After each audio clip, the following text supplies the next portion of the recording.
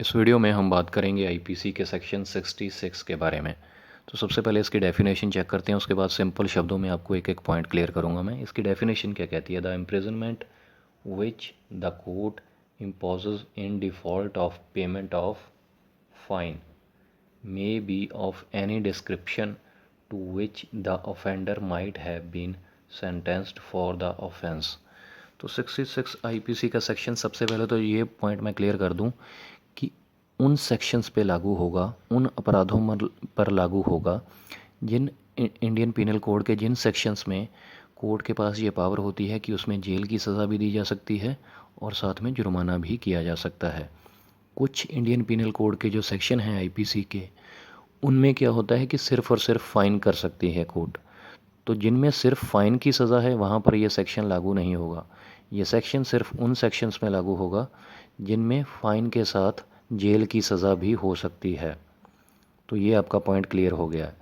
IPC के section 65 में, जो इससे पहले आपने पढ़ा था, उसमें यह था कि कोर्ट के पास ये पावर होती है कि अगर fine in default of payment of fine, अगर अपराधी जो है फ़ाइन जमा नहीं करवाता है, जो उसको सज़ा सुनाई गई है साथ में फ़ाइन किया गया है, तो उसको 1/4 ऑफ मेन ऑफेंस, जिसमें मैक्सिमम सज़ा जितनी होती है उसका 1/4 अलग से उसको जेल में रहना पड़ता है।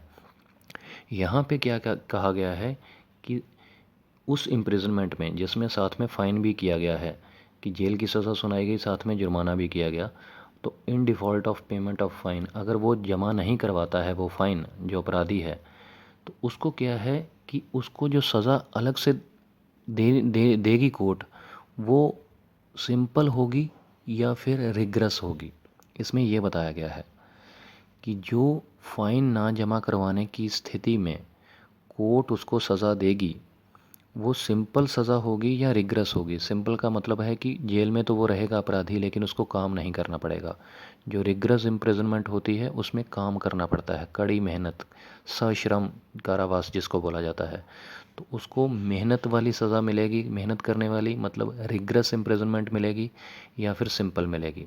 तो इसकी डेफिनेशन में ये बताया गया है कि देखिए, जो मेन ऑफेंस है जिसमें उस अपराधी को सज़ा हुई है, अगर उसमें सिंपल सज़ा ही दे सकती है कोर्ट, मान के चलिए कोई ऐसी सज़ा है जिसमें कोर्ट के पास ये पावर है कि वो उसको सिर्फ सिंपल सज़ा दे सकती है, किसी अपराध में, किसी अपराधी को 10 साल की सज़ा हुई, और 10 साल की जो सज़ा है वो कोर्ट सिर्फ उसको सिंपल सज़ा दे सकता है जो मेन अपराध उसने किया है, और साथ में 20,000 रुपये जुर्माना किया गया, लेकिन उसने 20,000 रुपये फ़ाइन जमा नहीं करवाया, तो जो इसका 1/4 अलग से कोर्ट उसको सज़ा देगी, 2.5 साल और सज़ा देगी, वो 2.5 साल उसको सिंपल ही दे सकती है कोर्ट।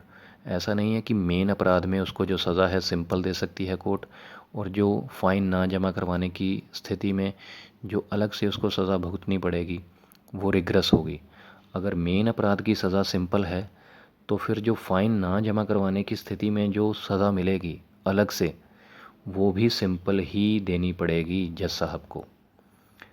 उसी तरीके से अगर किसी अपराध के अंदर कोर्ट को जो डायरेक्शन है किसी सेक्शन के अंदर कि अपराधी को जो सज़ा मिलेगी वो रिग्रेस ही मिलेगी, तो अगर मेन अपराध में सज़ा रिग्रेस है, तो फ़ाइन ना जमा करवाने की स्थिति में in default of payment of fine, जो अलग से उसको जेल में रहना पड़ेगा, जो अलग से उसको सज़ा मिलेगी, वो भी रिग्रेस ही मिलेगी। उसी तरीके से अगर किसी सेक्शन के अंदर, किसी अपराध के अंदर कोर्ट के पास ये पावर होती है, कुछ सेक्शन ऐसे होते हैं जहाँ पर ये पावर है, कोर्ट को दी गई है, जज साहब को ये पावर दी गई है कि उनकी मर्ज़ी है, उन पे डिपेंड करता है कि जो मेन अपराध की सज़ा है वो रिग्रेस दें अपराधी को या सिंपल दें। तो यहाँ पर ये ऑप्शन है कोर्ट के पास। तो कोर्ट के पास ये भी फिर ऑप्शन होता है कि in default of payment of fine, जो अलग से सज़ा वो सुनाएंगे फ़ाइन ना जमा करवाने की स्थिति में, उसको भी वो अपनी मर्ज़ी के हिसाब से दे सकते हैं, रिग्रेस भी दे सकते हैं और सिंपल भी दे सकते हैं। लेकिन उस सेक्शन की जो मेन सज़ा है वो भी उसी तरीके से होनी चाहिए, रिग्रेस या फिर सिंपल, वो भी कोर्ट के पास ये ऑप्शन होना चाहिए। तो सिंपल शब्दों में अगर आप शॉर्ट में ये समझें, तो इसमें ये बताया गया है कि अगर किसी अपराधी को कोई सज़ा सुनाई गई है और साथ में फ़ाइन किया गया है, और in default of payment of fine, और अगर उसने फ़ाइन जमा नहीं करवाया है, तो उसको जो अलग से फ़ाइन ना जमा करवाने की स्थिति में जो जेल में रहना पड़ेगा, वो सज़ा सिंपल तब होगी अगर मेन अपराध की सज़ा सिंपल है। वो सज़ा रिग्रेस तब होगी अगर मेन अपराध की सज़ा रिग्रेस है। और वो सज़ा सिंपल या रिग्रेस दोनों हो में से कोई भी हो सकती है, जब मेन अपराध की सज़ा में से भी दोनों में से कोई हो सकती है। तो यही बताया गया है आईपीसी के सेक्शन 66 के अंदर कि कोर्ट के पास यही पावर होती है कि अगर किसी मेन अपराध की सज़ा रिग्रेस या सिंपल कोई भी सुना सकती है कोर्ट, तो फिर फ़ाइन न जमा करवाने की स्थिति में भी रिग्रेस या सिंपल अलग से जो सज़ा देनी है वो दोनों हो सकती हैं। और अगर किसी मेन अपराध की सज़ा रिग्रेस है तो फिर जो in default of payment of fine है, जो अलग से सज़ा देनी है, वो भी रिग्रेस ही होगी। अगर किसी मेन अपराध की सज़ा सिंपल ही कोर्ट दे सकती है तो फिर बाकी की जो पेमेंट ना भरने की स्थिति में, फ़ाइन ना भरने की स्थिति में जो सज़ा होगी वो भी सिंपल ही होगी। मतलब मेन अपराध की जो सज़ा है उस पे डिपेंड करता है कि in default of payment of fine जो अलग से सज़ा भुगतनी पड़ेगी वो कैसी होगी, वो सिंपल होगी या रिग्रेस होगी, वो मेन अपराध की सज़ा पे डिपेंड करता है। तो उम्मीद करता हूँ क्लियर हो गया होगा। कोई कन्फ्यूजन रह गई हो तो प्लीज़ कमेंट कीजिएगा। नेक्स्ट वीडियो में बात करेंगे किसी और सेक्शन के बारे में। कमेंट करके ज़रूर बताइएगा ये वीडियो कैसी लगी, और जाने से पहले चैनल सब्सक्राइब ज़रूर कर लीजिएगा, क्योंकि इस चैनल पर कानून से रिलेटेड वीडियोस बनाए जाते हैं सिंपल लैंग्वेज में, सिंपल शब्दों में, जो कि आसानी से आपको समझ में आ सके, आपको जानकार बनाएं, सशक्त बनाएं।